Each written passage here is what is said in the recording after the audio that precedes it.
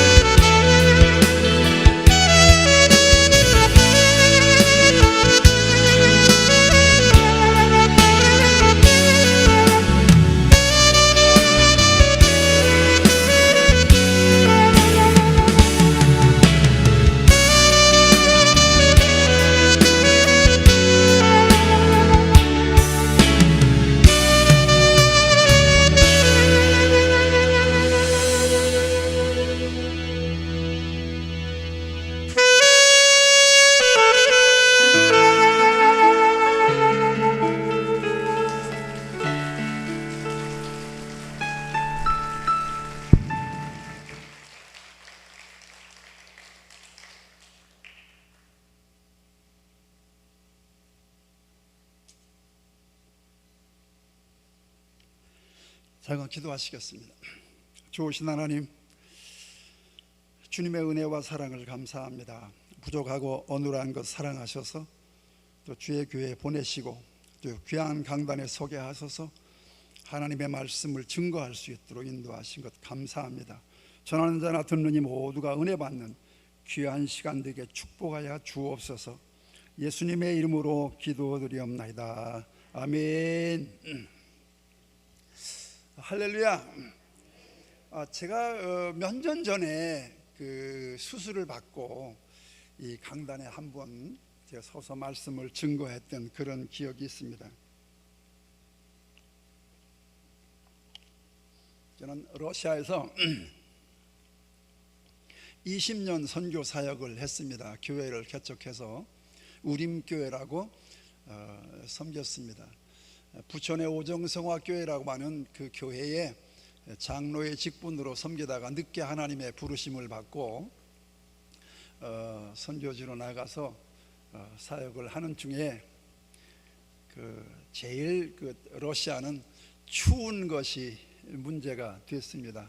춥고 여러 가지 경직된 사회에서 그래도 하나님의 크신 은혜로 교회를 개척하고 또 노숙인 쉼터를 개설을 해서 노숙인 쉼터를 운영을 했습니다. 그러다가 작년에 제가 재작년에 영주권을 받아서 그동안 사용을 했는데 영주권 연장이 안 됐어요. 그래서 철수하지 않으면 안 되는 그런 상황에 처했었습니다. 좋게 말하면 철수고요, 안 좋게 말하면 쫓겨난 거죠. 러시아에서 20년 사역하고. 근데 둘이 다 쫓겨난 게 아니라 저만 쫓겨나고 사모는 러시아에 남아 있는 거예요.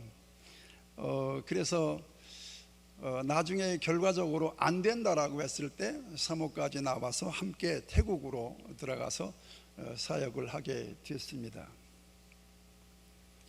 근데 그 20년 동안 사역하는 걸 하루아침에 그냥 쫓겨나니까요, 맡길 사람이 없는 거예요. 그래서 저는 생각에 러시아 현지인 목사님들과 같이 융합을 많이 했어요. 그래서 그분들에게, 러시아 목사님에게 넘겨주려고 교회를 그렇게 생각을 했습니다. 하나님께서는 이제 그렇게 생각을 안 하신 것 같아요. 저는 제일 문제가 20년 동안 개척해서 섬긴 교회가 그곳에 영원토록 남는 것이 제 작은 소망이었습니다. 근데 그 방법도 하나님께서 특별한 방법으로 그 교회를 이렇게 인계할 수 있도록, 고려인 목사님에게, 대학교 교수하시던 목사님인데 그 고려인 목사님한테 그 사역을 넘겨주게 되었습니다. 왜 러시아 목사님한테 넘겨주면 왜 문제가 되느냐? 그 건물을 재계약을 해야 되는 거예요, 러시아 목사님이 오면. 그런데 고려인 목사님이 오니까 한국 목사가 훈련시키고 공부시킨 사람이다. 그래서 재계약을 안 하고 2048년도까지 그 교회 건물을 사용할 수가 있습니다. 몇 년도까지요? 2048년도. 그래서 내가 한 130년은 살아야 되겠다, 그렇게 생각을 했는데 하나님께서 때가 되면 그 고려인 목사님에게 인계를 할 수 있도록 그렇게 하셨습니다. 근데 그분이 고려인인데 러시아 사람 아니에요. 후원자가 없잖아. 교회 운영을 어떻게 해요? 그 쉼터 운영을 어떻게 해요? 30명 되는 사람을 먹이고 재우고 해야 되는데 그런 일을 그분이 할 능력이 안 되는 거예요. 근데 하나님께서 그 일까지도 계획하셨는 줄로 믿습니다. 어느 날 사모가 그 비자 연장 때문에 한국을 나왔어요. 사모 같이 왔습니다만은 저 혼자 있는데 자꾸 찾아오니까 사람들이 문을 걸고 있었어. 근데 마침 사무실에 있으면 사람이 밖에 와 찾는지 몰라요. 옛날 그 청소년 극장하던 건물이기 때문에 교회가 좀 큽니다, 건물이. 그런데 주방에 나와서 음식을 해 먹으려고 나오는데 밖에서 한국 사람 목소리가 들리는 거예요. 목사님 안 계시는가 보다 그래요. 그래서 문을 열고 나 여기 있다고, 좀 들어오시라고. 그런데 보니까 6 식구가 왔어요. 딸이 넷이고 그 선교사 부부 두 분하고 6 식구가 왔는데 평신도 선교사님이었어요. 중국에서 북한 선교를 하시다가 이분들이 이제 중국에서 추방을 당하셔갖고 블라디보스톡으로 오신 거예요. 근데 블라디보스톡에 선교사님들이 대단히 많이 계십니다. 그러니까 평신도가 거기서 내 생각에 발붙이고 사역하기가 힘들 것 같다, 그런 생각을 했어요. 그분들이 우리 러시아 비루비잔이라고 유대인 자치지구에는 사모하고 저하고 2사람밖에 없거든요, 한국 사람이. 그러니까 거길 찾아온 것 같다, 그런 생각을 하기에 충분했습니다. 대학교도 모시고 가서 아이들 공부시키는 거, 또 선교사님 공부하는 거 다 소개해주고, 또 시골라라고 하는 중고등학교도 찾아가고, 그렇게 해서 모든 것을 다 준비해 줄 테니까 오시기만 오시라고 그렇게 이야기를 했습니다. 그 3일 동안 있으면서 그 노숙인 쉼터 거기 가서 예배도 드리고, 3일째 되는 날 아침에 기차를 타고 블라디보스톡 쪽으로 내려갔어요. 거기는 비루비잔은 내륙 지방에, 블라디보스톡은 1000km가 떨어져 있습니다. 그런데 중앙아시아에서 오는, 모스크바 중앙아시아에서 오는 그런 기차이기 때문에 시간이 들쭉날쭉한 거예요. 새벽 5시에 표를 끊었더라고요, 기차표를. 그런데 4시에 깨보니까 비가 오는 거예요.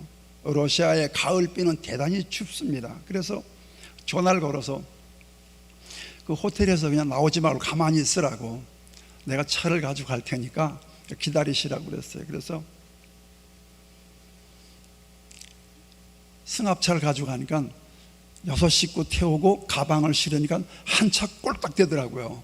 그래서 그분들을 비 오는 아침에 기차역까지 모시다 드리고 갔어요. 그리고 잊어버렸습니다. 전혀 뭐 생각도 않고 잊어버렸는데 연락도 없고. 근데 하루는 그분이 블라디보스톡에서 연락이 왔는데 노인 한 분하고 같이 오시겠다는 거예요, 이번에는 2사람이. 그러면서 하바롭스크 180km를 차를 타고 가지고 나오려는 거예요. 그 나가보니까 이 머리가 허여신 분이 왔는데, 그분은 미국의, 한국인이에요. 올리브 트리라고 하는 선교회의 그 일원이었습니다. 근데 그분도 평신도예요. 그 두 분이 다 북한 사역을 하는데, 그 중국에선 모르다가 이 블라디보스톡에 와서 두 분이 만난 거예요.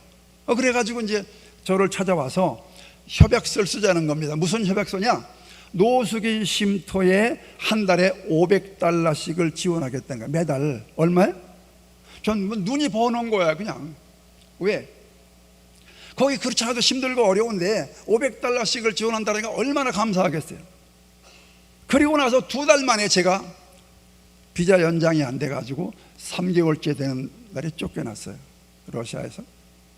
자, 그러니까 그 생각을 해보니까는 하나님께서 그 고려인 목사님을 세우게 하시고 그런 선교비를 미국에서 지원받을 수 있도록 그렇게 하셨는 줄로 믿습니다. 아멘이시죠? 제가 그 사역을 붙잡고 부들부들 떨고 못 노니까 하나님이 강제로 내보내시고 그 사역까지 손으로 만지셨다, 그 말이에요. 그래서 이제 제 비자 연장이 완전히 안 된다라고 안 후에는 3월을 나오라고 그랬어요. 나오라고 같이 태국을 들어갔습니다.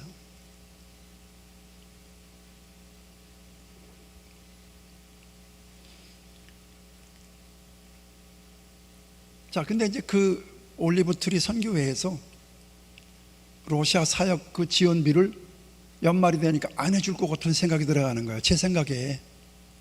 예? 우리 두 부부가 다 나와버렸으니까, 러시아에서 철수했으니까. 그 노숙인 쉼터 사역을 안 도와주면 어떡하나, 그런 생각이 들었어요. 그러나 말을 하지 않으면 안 되는 상황에 처한 거예요. 그래서 이실직고를 했습니다. 그랬더니 그분들이 하시는 말씀이, 북한 사역이 지금 제대로 안 되잖아요, 막혀가지고.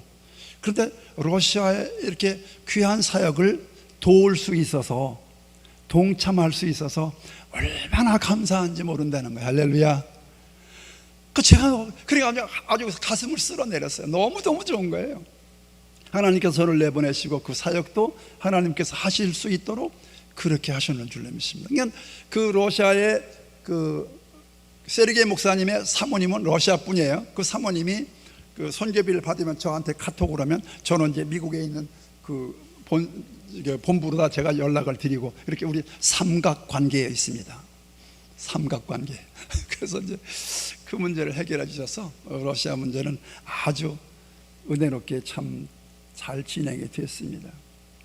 그럼 태국은 어떻게 들어갔느냐? 태국은 태국의 그 맨 북쪽 지방의 미얀마 국경에 골든 트라이앵글이라고 하는 곳에서 한 20km 떨어져 있는 가까운 곳에 메사이라고 하는 국경 도시입니다. 2007년도에 제가 그 러시아에 있을 때 2007년도에 한번 그 주방 앞에서 쓰러졌어요. 이게 수요일 날이에요. 쓰러졌는데 다른 사람에게 부축을 받고 이제 교회를 나왔습니다. 혈압이 220까지 올라갔어요. 그래서 이제 한국 나와서 치료를 받고 나니까는 요새 젊은 사람들도 이런 사람이 많습니다. 그래요. 그러면서 약을 주시는데 가을 하늘처럼 15분 지나니까 맑게 개이는 거예요.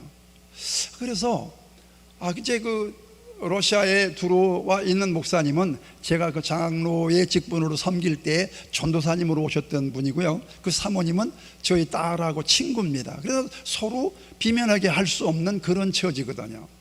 그분한테 맡겼으니까 한번 해보라고 하고 우린 태국을 들어가자. 그리고 태국을 들어갔습니다. 자, 안식년을 이제 태국에서 보내야 되는데 그 안식년을 그냥 놀고 있는다라고 하는 게 너무 힘들더라고요. 그래서 태국에서 일을 저질렀습니다. 무슨 일을 저질렀냐? 태국에는 7개 부족이 있습니다. 뭐 그 외에도 소수민족이 다른 민족들이 많이 있을 거로 생각되지만 대표적인 민족이 카렌족, 아카족, 라우족, 리수족, 몽족, 타이아이족, 태국민족, 이렇게 7개 민족이 있는 거예요. 큰 민족들이. 이 사람들은 각기 다 다른 문화를 가지고 있습니다.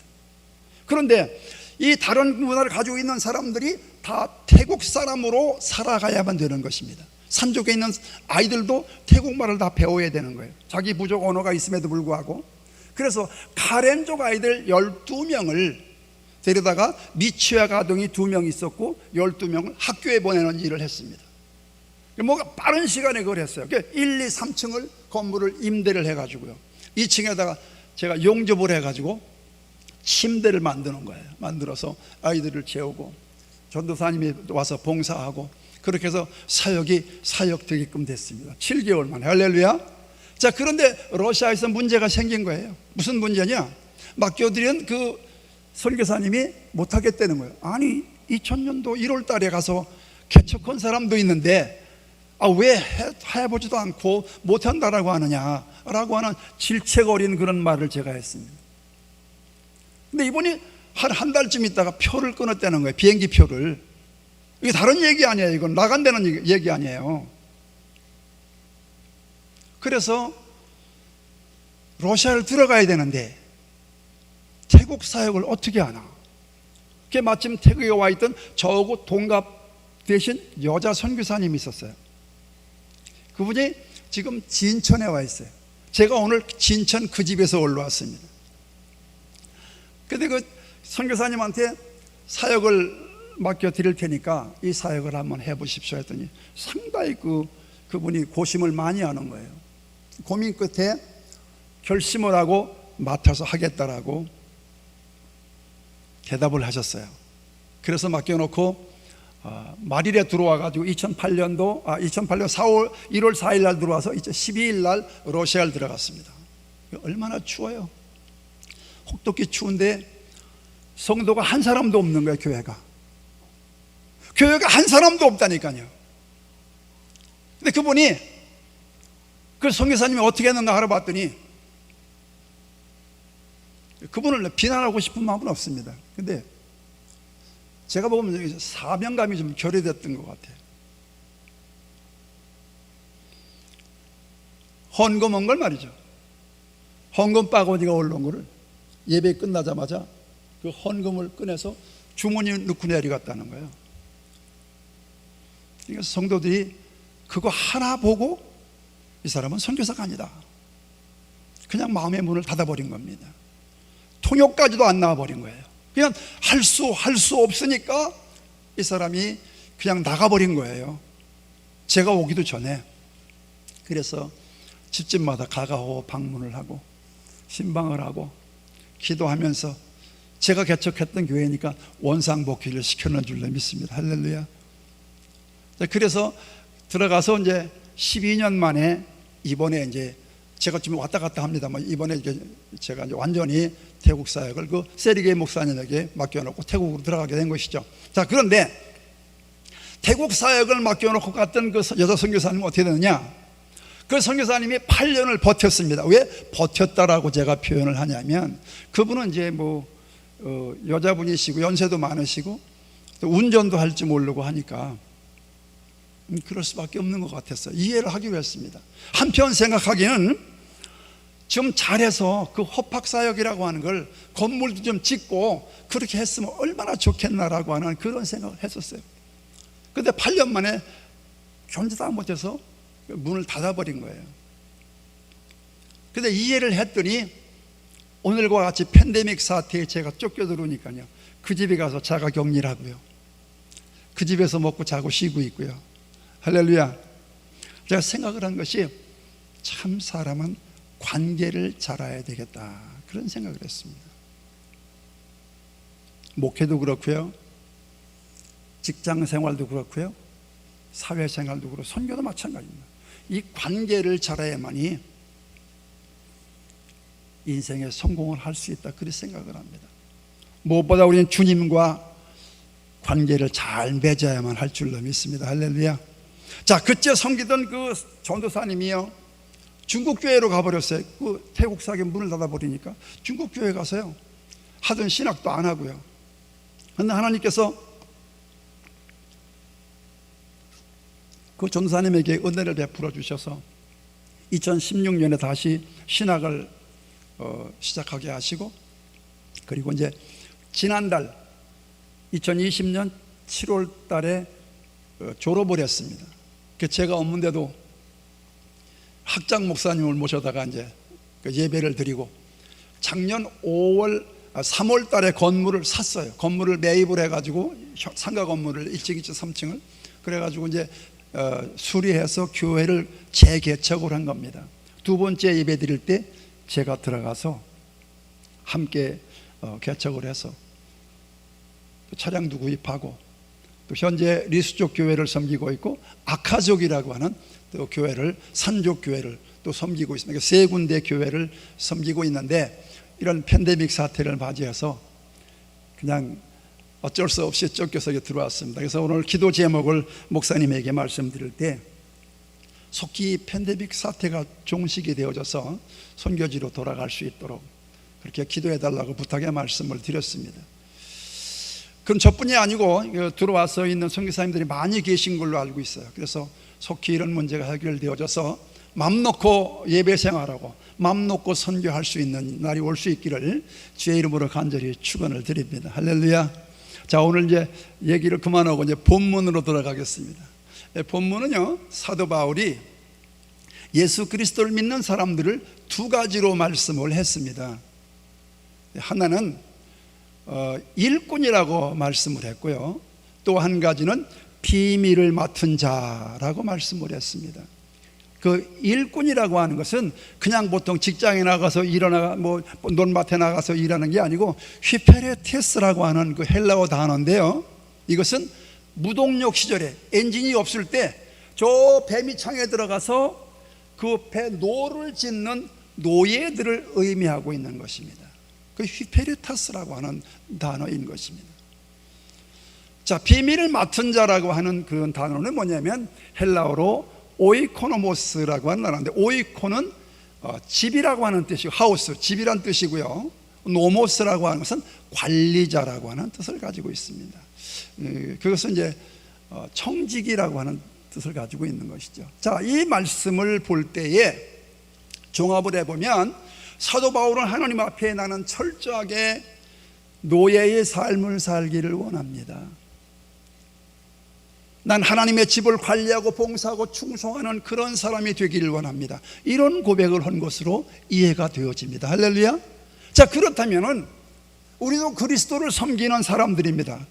바울처럼. 그렇다면 우리가 바울의 신앙을 본받는 자들이 되어야 한다. 저는 그렇게 생각을 합니다. 아니 왜 어려운 헬라어를 말을 하는가, 그렇게 생각을 하실 분도 혹시 계실지 모르겠지만 우리는 이미 헬라어를 많이 하고 있습니다. 성경에 나오는 단어가 거의 다 헬라어예요. 그러니까 그런 생각을 하지 마시기 바랍니다.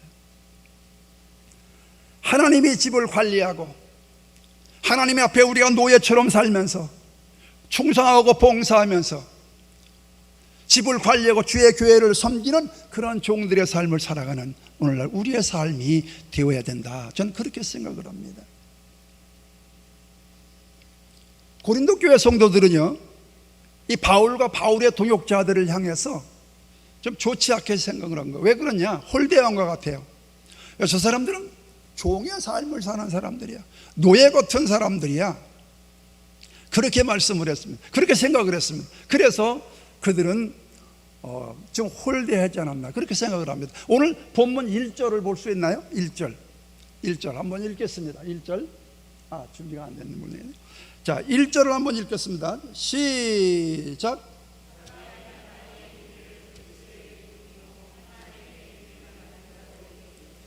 나는 마땅히 그리스도의 일을 맡은 사람이다. 나는 노예가 맞다. 하나님의 노예다. 당신들의 노예가 아니라 나는 하나님의 노예다라고 하는 것을 강하게 말씀하고 있는 것을 볼 수가 있습니다. 고대 사회에서 이 청직이라고 하는 그 직분은요, 주인의 집을 관리하고요, 주인의 재산을 관리를 했습니다. 그리고 주인 집에 종들을 관리하는 그런 일을 했습니다. 그 또 한 가지 일을 했는데, 주인의 자녀를 학교에 데려다주고 학교에서 데리고 오는 일을 했습니다. 개역 성경에 보니까 그것을 몽학선생이다, 그렇게 말씀을 했더라고요. 제가 가지고 있는 이 성경에는 초등교사라 그렇게 말씀이 되어 있어요. 근데 거기는 몽학선생이라고 되어 있어요. 그렇게 개역 성경에는. 저는 개인적으로 이 개역 성경에 있는 말씀이 그 번역이 더 가깝게 되지 않았나, 그렇게 생각을 합니다. 초등교사는 아이들을 가르치잖아요. 역사도 가르치고 국어도 가르치고 다 가르치잖아요. 그런데 이 몽학선생이라고 하는 사람은 가르치는 사람이 아니에요. 청지기로서 주인의 자녀를 학교에 데려다주고 데려오는 사람. 이게 요새로 말하면 자가용 운전기사쯤에 속하지 않나, 그렇게 생각을 해봅니다. 그런데 주인의 자녀는 이 청지기의 말을 들어야 되는 거예요. 언제까지 들어야 되느냐? 성년이 차기까지, 성년 될 때까지 그 몽학 선생의 말을 들어야만 되는 것입니다. 갈라디아서 3장 24절 말씀해 보니까 이 율법이 몽학 선생이다, 그렇게 말씀을 했어요. 율법이 초등교사다. 그러니까 율법은 우리를 그리스도께로 인도하는 역할을 하는 것입니다. 율법은 우리의 죄를 깨닫게 합니다. 우리의 죄를 생각나게 하는 것입니다. 그러나 그 율법은 우리 죄를 용서해 줄 수 있는 기능은 아닌 것입니다. 우리의 죄를 용서해 주시는 분은 누구예요? 예수 그리스도 밖에는 없는 줄로 믿으시길 바랍니다. 그래서 사도 바울은 나를 청지기로 세운 분은 바로 그리스도이시다. 나를 판단하실 분은 바로 그리스도 밖에는 없다. 당신들이 우리 보고 판단하거나 우리를 업신 여기거나 그래서는 안 된다. 이것을 고린도 성도들에게 강하게 어필하고 있는 모습을 볼 수가 있습니다. 그러면서 사도 바울은 이 청지기의 사명에 대해서 세 가지로 우리에게 말씀을 하시고 있는 것을 볼 수가 있습니다. 첫 번째는 충성을 해야 된다, 그렇게 말씀을 했습니다. 오늘 본문에서 충성해야 된다. 그런데요, 헬라 사람들은요, 이 충성이라고 하는 단어와 믿음이라고 하는 단어를 같이 사용했어요. 혼용했어요. 우리는 충성과 믿음이 다르잖아요, 그죠? 그래요, 안 그래요? 충성과 믿음이 달라요, 우리는. 근데 그 신약 성경은 헬라어로 번역이 됐거든요, 원래. 그러니까 헬라 사람들은 충성과 믿음을 같이 사용을 하는 거예요. 왜 그러냐? 충성하는 사람은 믿음이 있는 사람이요, 믿음이 있는 사람은 충성할 수 있기 때문에 그 사람들은 이 충성과 믿음을 혼용을 해서 사용하는 것을 우리가 알 수가 있는 것입니다. 자, 일반적인 충성은 어떤 거예요? 일반적인 충성은 신실하다, 맡길만하다. 이것이 일반적인 아마 충성일 것입니다. 우리 하나님 앞에 신실한 그리스도의 종들이 되시기 바랍니다. 하나님께서 맡길만한 사람이다, 그런 인정받는 성도들이 되시기 바랍니다. 목사님이 이렇게 안식년으로 뭐 이렇게 2개월 쉬신다는 말씀을 제가 얼핏 들은 것 같아요. 근데 목사님께 이분에게는 맡길만하다, 이 장로님에게는 맡길만하다, 그런 인정받는 그런 직분자, 그런 성도들이 되시길 주의 이름으로 축원합니다. 어떤 학자들은 말이죠, 이 충성충자, 그 한문에 그 충성충자 자체로서 구성의 뜻이 있다, 이렇게 말씀하는 분도 있었습니다. 자, 그분이 쓴 충성충자를 제가 한문으로 한번 쓰겠습니다. 자, 그분은 입구자를 써서, 입구자 밑에 뭐가 있어요? 충성충자 모르시는구나. 자, 입구자 밑에 뭐가 있어요? 마음심자가 있는 거예요. 마음심자가 있는데 그분 말씀이에요. 그 가운데다가 대못을 하나 박았다는 거예요. 입구자에 대못을 박았어. 일구이연하지 않는다는 거예요. 말로서 이랬다 저랬다 요랬다 저랬다 하지 않는다는 것입니다.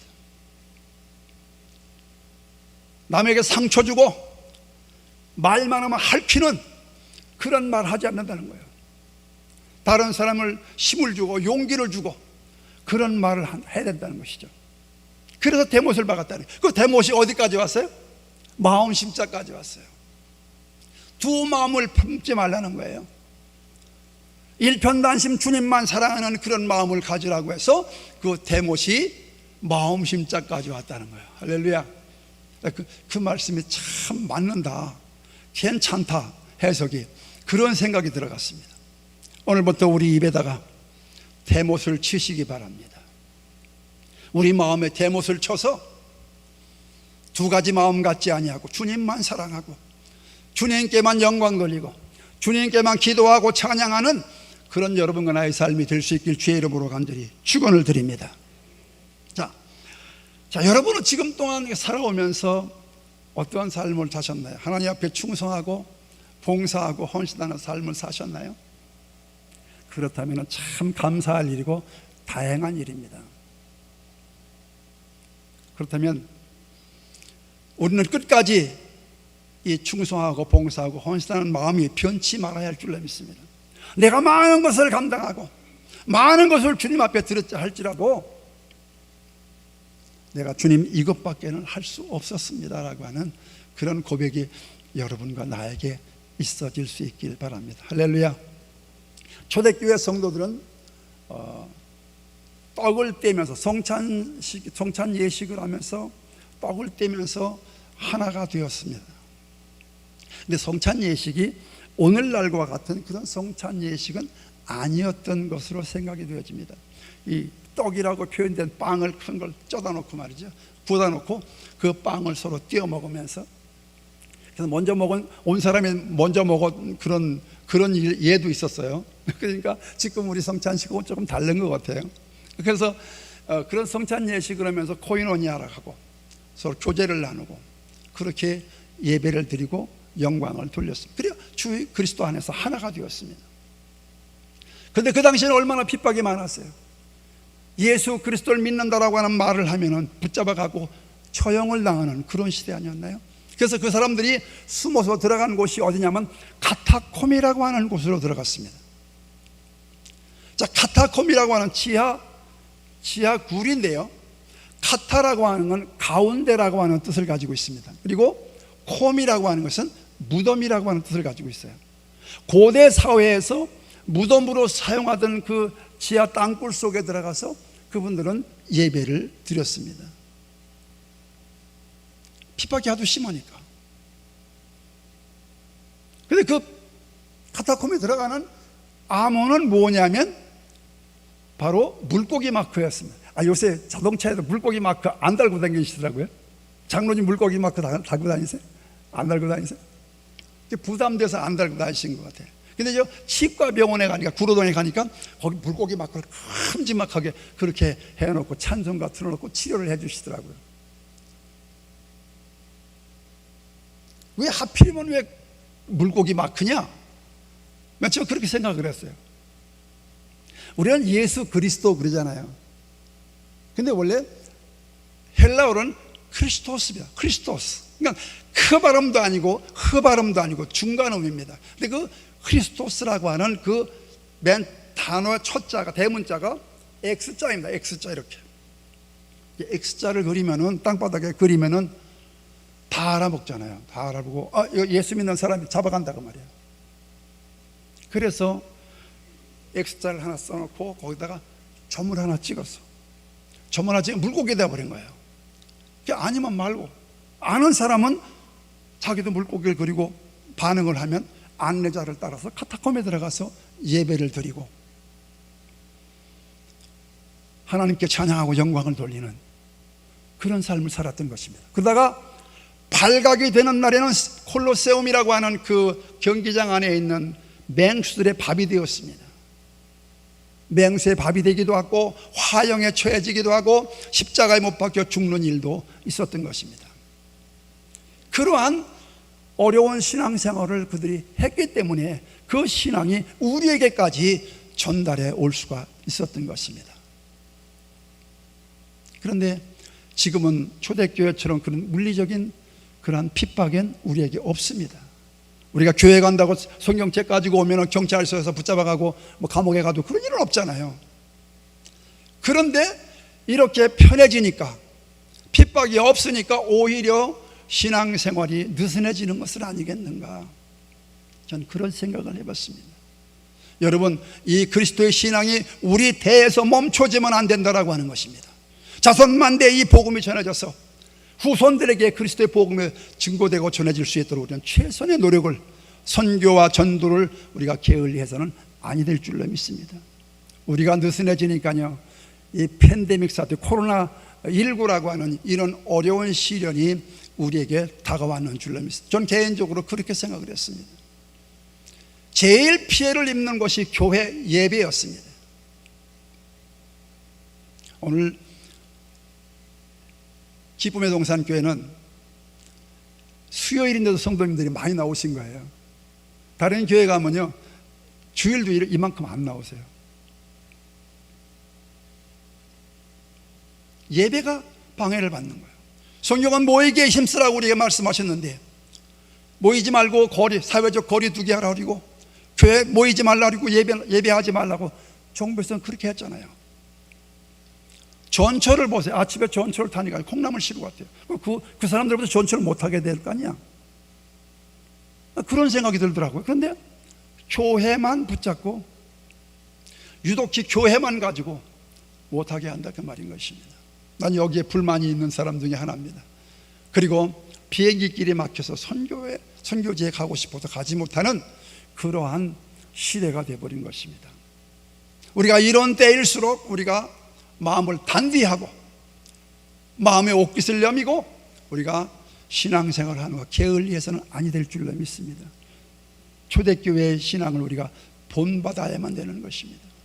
그 어려운데 카타콤에 들어가서 목숨 걸고 생명 내걸고 예배하고 기도했던 신앙의 선진들의 우리 신앙을 생각하면서 이런 팬데믹 사태쯤이야 우리가 능히 이기고 나아갈 수 있는 그런 믿음들이 여러분과 나에게 있어질 수 있기를 바랍니다. 할렐루야.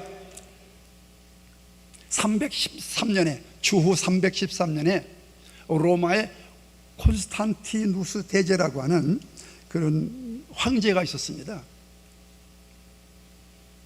이 황제가 전쟁을 앞두고 있었어요. 큰 전쟁을 앞두고 있었어요. 그러니까 이 황제가요, 전쟁을 앞두고 있으니까 얼마나 긴장을 하겠어요. 잠도 제대로 못 자고 머리 쓰고 신경 쓰고 그리고 있는데 하루 저녁에 꿈을 꿨어요. 아마 요셉처럼 꿈을 꿨던 것 같아요. 번민하는 꿈을 꿨던 것 같아요. 꿈을 꿨고 도저히 그 꿈을 해몽할 수가 없으니까 신하들을 모았습니다. 자, 전쟁을 우리가 앞두고 있는데 내가 이러이러한 꿈을 꿨는데 경들은 어떻게 생각하오? 이거 한번 해몽을 한번 해보시오. 라고 말을 했습니다. 그때는 예수 믿는 예수만 꺼내도 감옥에 가는 그런 시대였습니다. 용감한 그런 신하 한 사람이 나섰습니다. 나서서 하는 말이, 폐하, 황제 폐하, 그것은 그리스도의 십자가입니다. 당당하게 말을 했습니다. 그래? 그리고 그날 저녁에 생각을 하기 시작을 합니다. 이 콘스탄티누스 제자가 생각을 하다가, 그래, 그게 그리스도의 십자가 맞다. 그 얘기를 좋게 받아들였습니다. 그래서 그 각 부대마다 십자가 군기를 만들어서 앞세웠어요. 할렐루야. 그 앞세워가지고 전쟁을 했는데 그 전쟁에서 대승리를 거두었습니다. 그래서 그 콘스탄티누스 대제가 그 핍박 중에도 목숨 걸고 신앙생활하고 결집력이 있는 기독교인들을 말이죠, 다시 보게 된 겁니다. 그래서 그 기독교인들에게 어려운 일들을 맡기기 시작을 했습니다. 이것이 그 유명한 밀라노 칙령인 것입니다. 그때부터 로마가 기독교화 되기 시작했고 로마가 기독교 국가가 된 것입니다. 하나님께서 그 일을 콘스탄티누스 대제를 통해서 이루셨는 줄로 믿으시길 바랍니다. 우리는 어려운 가운데서도 성도들이 하나 되어야만 할 줄로 믿습니다.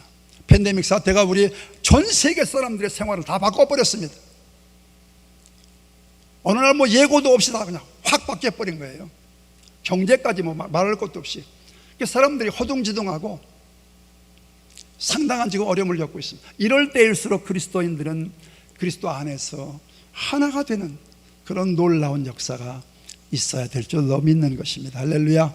자, 두 번째로 판단하지 말라, 그렇게 말씀을 했습니다. 오늘 본문에 보니까, 자, 5절 말씀을 한번 읽겠습니다. 시작.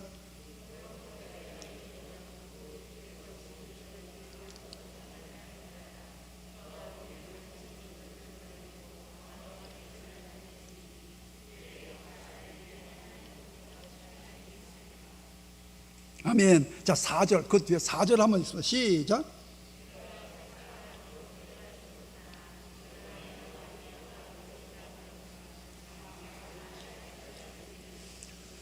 자, 판단에도 세 가지가 있다고 저는 생각을 합니다. 다른 사람이 나를 어떻게 판단하느냐라고 하는 것입니다. 다른 사람이 나를 어떻게 생각하든 말든 간에 천상천하 유아독전으로 자기 잘난 못에 사는 사람들 없지 않아 있습니다. 기독교인들은 그렇게 살면 안 되는 거예요.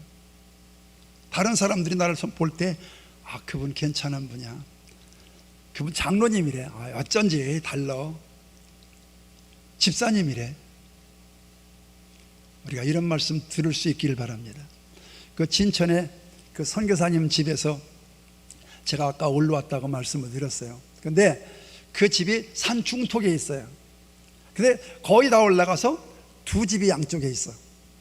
근데 아스팔트가 그 두 집까지만 되고 선교사님 집까지는 아스팔트가 안 돼 있어요. 그 면사무소에서 해주겠다라고 하는데 이 사람들이 한쪽 집에서 한 뼘 정도 길이 자기 땅이 들어간대. 그걸 사인을 안 해주는 거예요. 야, 시골 분들 대단히 야박하더라고요. 무섭더라고요.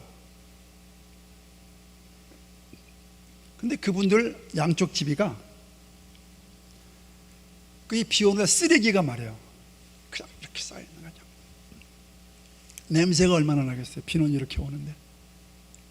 다른 사람이 뭐라고 그리거나 말거나 그냥 쓰레기가 다 방치해 놓고 있는 거예요. 근데 이 선교사님이 신고를 하면 되는데 면사무소에다가 또 이웃 간에 신고해서 문제 생길까 봐 이분은 신고도 못하고 그냥 감수하고 살아가더라고요. 여러분, 우리 그리스도인들은 이렇게 돼서는 안 될 줄로 믿습니다. 다른 사람들 의식하고 다른 사람들이 날 볼 때 어떻게 생각할까, 이거 꼭 기억해야만 될 줄로 믿습니다. 두 번째, 내가 나를 어떻게 판단하라고 하는 것입니다. 사람마다 양심이 있습니다. 내 양심에 비추어 볼 때, 아, 이건 해서는 안 되는데, 아, 이거 해도 괜찮은가? 자기 양심은 아는 거예요. 괜찮은 일인지 해서는 안 되는 일인지 양심은 아는 것입니다. 양심에 비추어 볼 수 있는 성도님들 되시기 바랍니다. 세 번째는 주님이 나를 과연 어떻게 판단하시느냐라고 하는 것입니다. 내가 아무리 잘하고 내가 아무리 옳은 일을 많이 하고 내가 아무리 선교를 오래 했을지라도 주님이 아니라고 하시면 그것은 아닌 것입니다. 주님께서 나를 보실 때 잘했다고 칭찬하시는 그는 우리의 삶, 그의 신앙, 그러한 선교 되어질 수 있길 주의 이름으로 축원합니다. 우리는 겸손하게 주님만 기다리는 그런 모습이 되시기 바랍니다. 다른 사람을 우리가 판단을 해서는 아니 될 줄로 믿는 것입니다. 다른 사람들을 볼 때 우리가 먼저 칭찬을 하시기 바랍니다. 그러면 다 관계가 좋아지는 거예요. 내가 맨 처음에 관계 이야기를 말씀드렸습니다. 다른 사람의 흠 보기보다는 장점을 먼저 얘기하고 장점을 먼저 발견하시기 바랍니다. 거기 시골 분들이기 때문에 할머니들이 비가 오고 그러니까 그 진천읍까지 한 6km 정도 되나 봐요. 그래서 이제 제가 이제 제 차를 모시고 이제 그 시장을 가는 일이 있습니다. 그 노인들을 뒤에 태우죠. 그 이분들이 말을 꺼내면 말이에요. 그냥 계속해서 다른 사람 말만 하는 거야. 그냥 욕만 하는 거야. 어떻고 저떻고 막. 다른 사람을 우리가 흠을 잡아내기보다는 칭찬을 먼저 하는 그런 모습이 되시기 바랍니다. 마태복음 7장 1절에 보니까 비판을 받지 아니하려거든 너희도 비판을 하지 말라 그렇게 말씀을 했습니다. 마태복음 7장 5절 말씀에 보니까 내 눈에 들보를 먼저 빼라 이렇게 말씀을 했습니다. 그러므로 우리는 다른 사람의 흠을 말하기보다는 먼저 칭찬하는, 장점을 먼저 보는 그런 성도들의 삶이 되시길 바랍니다. 할렐루야. 자, 세 번째로는 이제 다 됐습니다. 시간. 감추어진 것이 드러나리로다 그렇게 말씀을 했습니다. 감추어진 것이 드러난다라고 말씀을 했어요. 지금은 정의로운 것과 불의한 것이 함께 공존하는 시대에 우리가 살고 있는 것 같아요.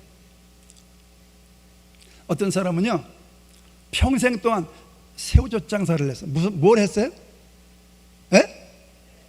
새우젓 장사를 해서 돈을 많이 벌었어요. 그래갖고 그걸 대학교에다 기증으로 돌아가셨어요. 자기가 공부 못한 게 철천지 한이 돼가지고 대학교에다 기부해서 장학금을 써달라고.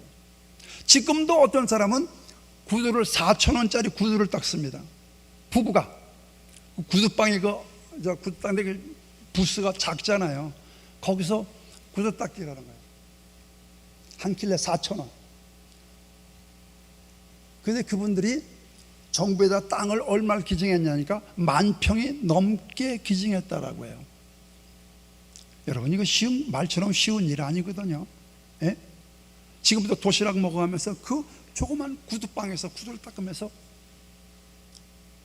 10,000평이 넘, 뭐 시골 땅일 수도 있어요.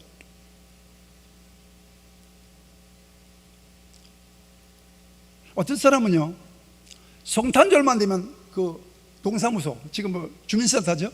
주민센터 앞에다가 돈 뭉치를 갖다 놓는 거예요. 놓고선 전화를 걸어가지고 돈 갖다 놨으니까 좋은 일에 동사무소 써주십시오. 그리고 얼굴 없는 천사는 사라져 버리는 거예요. 이게 방송에 나왔어요. 우리 동사무소에서 그랬대. 그러니까 지키는 거야 한 사람이. 지키고 있어 며칠을 지키다 보니까 정말 돈을 놓고 가네 한 사람이 와가지고. 그래서 동사무소 직원이 나오기 전에 얼른 갖다 돈을 주고 도망가 버렸어. 돈을 가지고 도망가 버린 거예요. 찾았을까 못 찾았을까? 예? 찾았어요. 카메라가 비춰갖고 그 사람 동선을 파악을 하니까 나와버린 거예요. 잡혔어. 자, 이렇게 불의와 정의가 함께 혼재해 있는 이런 시대에 우리가 살고 있다 그렇게 봅니다. 그러나 우리는 정의를 실천하고 정의를 구현하는 그런 여러분과 나의 삶이 꼭 되어질 수 있기를 바랍니다. 아멘이시죠? 예, 근데 그 정의 이야기가 나왔으니까 한마디만 짚고 넘어가겠습니다. 여러분, 내 하는 말에, 지금 하는 말에 동의하지 않는 분도 항의는 하지 마시기 바랍니다. 팩트만 말씀을 드리겠습니다. 정의기억연대라고 하는 연대가 있습니다. 이분들은 뭘 하는 분들이냐면 그 위안부 할머니들 그 앞에 서서 그분들을 대변하고 그분들을 위해서 일을 하는 단체였습니다. 이번에 와서 처음 알았는데요, 정신대하고 그 위안부하고 다르더라고요. 이게 어떻게 다르냐 하니까, 그 정신대 할머니들은 그 군수공장 있죠, 일본에. 군수공장에 가서 그 강제 노동을 한 사람들이에요. 그리고 이 위안부 할머니들은 가미가제 그 자살 특공대, 이 군부대에 가서 성노리개로 착취당한 분들이었습니다. 그러니까 같은 일본의 그 피해를 입은 분들이지만 조금 이렇게 결이 다르더라고요. 그런데 그 두 부류의 분들을 앞장서서 일하는 분들이 정의기억연대라고 하는 그런 연대였습니다. 자, 이분들이 많은 일을 그동안 해왔습니다. 해왔는데 이 세무를 잘못한 것 같아. 여러분, 모금하고 헌금하고는 다르죠. 근데 모금을 많이 했는데 모금만 한 게 아니라 또 헌금도 받았더라고요, 이분들이. 그리고 또 교회에서 헌금도 받은 거예요. 그리고 정부에서 지원을 많이 받았어요. 그분들이 모은 돈이 나온 것만 49억입니다. 근데 9억만 할머니들에게 사용을 하고, 그리고 40억은 잘 행방이 안 나타나는 거예요. 그래서 뭐 이제 그것 때문에 문제가, 사회 문제가 되고 고발을 하고 그랬습니다. 자, 그리고 그 어느 큰 교회에서 마포에 그 큰 집을 하나 그 정의기억연대라고 하는 분들에게 빌려줬어요. 근데 노인분들이니까 다 돌아가시는 거예요. 마지막으로 한 분이 남았어요. 근데 그분은 이제 위안부 할머니였으니까 아기를 못 낳잖아요. 그래가지고 인천의 어느 목사님을 어려서부터 양아들로 키운 거예요. 근데 다른 분은 다 돌아가시고 이제 한 분만 남았는데, 한 분을 그 케어하는 분이, 도와주시는 분이 명칭상 쉼토소장 이렇게 말씀을 하시더라고요.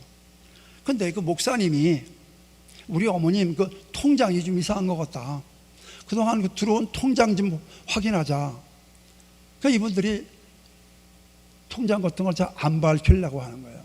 그래서 찾아가서 그것을 밝혀줄 것을 요구하고 했더니 그 쉼토소장이 뭐 매스컴에 다 나온 거죠. 자살해버렸어요. 돌아가셨어요. 예? 아니, 그럼 잘못된 거 있으면은 밝혀야 될 거 아니에요. 그 밝히지 않고 자살해버린 거예요. 요새는 자살이 유행처럼 돼버린 것 같아요. 여러분, 자살은 이것은 범죄인 줄로 믿습니다. 하나님이 주신 생명을 자기 생명이라고 마음대로 끊을 수 있는 것이 아니죠. 대단한 그런 큰 범죄들을 지고 있는 것을 볼 수가 있습니다. 자, 이런 것들이 언젠가는, 지금은 그 사람이 국회의원이 됐어요. 그래서 불체포 특권이라고 하는 것 뒤에 숨어버렸어요. 그러나 언젠가는 검찰에 의해서 드러날 것이다.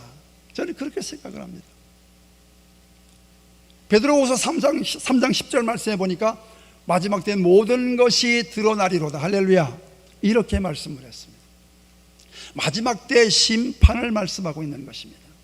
마지막 때 심판 때는 하나님 앞에 우리가 충성했느냐 충성하지 아니했느냐라고 하는 것이 정당하게 다 드러날 것이라고 하는 것을 말씀하고 있는 것입니다. 사거리마다 카메라가 설치가 되어 있어요. 자동차마다 블랙박스라고 하는 게 있어요. 요새는 뭐 자동차, 옛날에는 이제 접촉사고 나면요 큰 소리 치는 사람이 이긴다고 했어요. 근데 요새는 그런 게 없죠. 다 분석하면 다 나오니까요. 그렇지 못합니다. 내 거리에 어떤 카메라 같은 게 설치되어 있는 것들이 그런 도둑들이라든가 강도라든가 흉악 범죄한 사람들을 다 그 카메라가 잡아내는 거예요. 심판 때도 하나님께서 우리를 충성하지 아니한 사람을 골라내시고 판단하실 줄로 믿습니다. 근데 밝은 면에서 봤을 때는 어떠냐? 이 카메라라고 하는 것은 선량한 사람들, 직장인들, 보통 사람들, 유아들, 이런 사람들을 보호하는 보호의 기능도 있는 줄로 믿습니다. 심판하는, 도둑만 잡는 기능이 아니라 선량한 시민들을 보호해주는 보호의 기능이 있다라고 하는 사실인 것입니다. 하나님께서는 불의한 사람들을 심판하시지만은 의로운 자, 충성한 사람들을 하나님께서 보호하시고 지금도 우리를 인도해 주시는 줄로 믿습니다. 그 하나님의 보호와 인도를 받으시는 여러분과 나의 삶이 될 수 있기를 주의 이름으로 간절히 축원을 드립니다.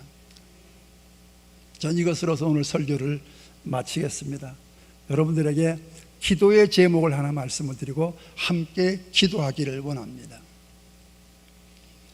러시아에 두고 온 교회는 우림교회라고 하는 교회입니다. 그 쉼터 사역, 노숙인 쉼터 사역, 겨울에는 한 30명 있고요, 여름에는 한 20명으로 인원이 줄어듭니다. 그 사람들을 먹이고 재우고 입히고 하는 사역이 쉼터 사역이고, 교회 사역이 또 따로 있습니다. 그 세르게이 목사님이 아까 말씀드렸듯이 담임을 하고 있습니다. 위에서 여러분들 기도해 주시기 바랍니다. 태국에는 제가 세 교회를 섬긴다라고 말씀을 드렸습니다. 시내에 있는 신하이 교회를 재개척을 해서 섬기고 있고요, 또 아카족이라고 하는 산족을 산꼭대기에 있는 교회를 섬기고 있습니다. 그리고 리스족 교회라고 그 역시 산꼭대기에 있는 교회입니다. 특별히 이 아카족 교회는 전도사님이 이름이 추미예요. 추미.